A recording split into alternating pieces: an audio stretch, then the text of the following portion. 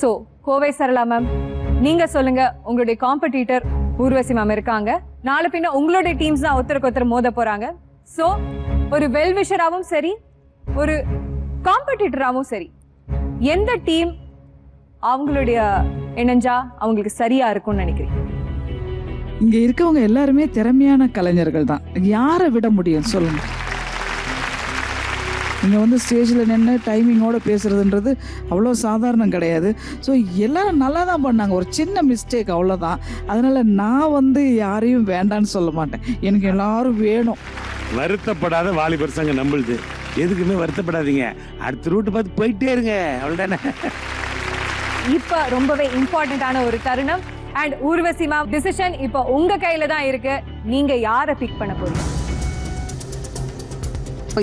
யாருக்கும் ஜட்ஜ்மெண்டே பண்ண முடியாது, ரசிக்கணும், அவ்வளவுதான். விமர்சன புத்தியோட பாக்குறதுனால இதெல்லாம் சொல்ல வேண்டிய கட்டாயம், இதெல்லாம் கக்க வேகன்னு சிரிச்சுட்டு போக வேண்டிய விஷயங்கள். பட் இன்னைக்கு பண்ணதுல என்னென்ன மிஸ்டேக்னு உங்களுக்கு தெரிஞ்சு போச்சு. உங்க 4 டீம் பல மேடைகள் ஏறினவங்க, நீங்க நிறைய பெர்ஃபார்மன்ஸ் பண்ணி ஒரு உங்களோட ஏரியால பல மரியாதைகளை வளர்த்துக்கிட்டவங்க. நீங்க உங்களை எலிமினேட் பண்ணா அது நல்லா இருக்காது. ஸோ யூல் பி தேர்.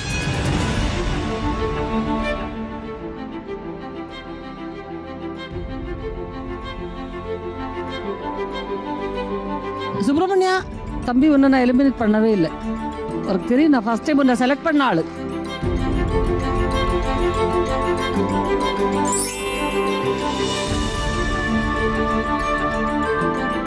உனக்கு ஒரு பெஸ்ட் ஃபியூச்சர் இருக்கு. ஒரு அருமையான மைம் கலைஞர். உங்களுக்கு ஒரு தனி ரவுண்ட் வரும். அது வரைக்கும் கொஞ்சம் வெயிட் பண்ணு.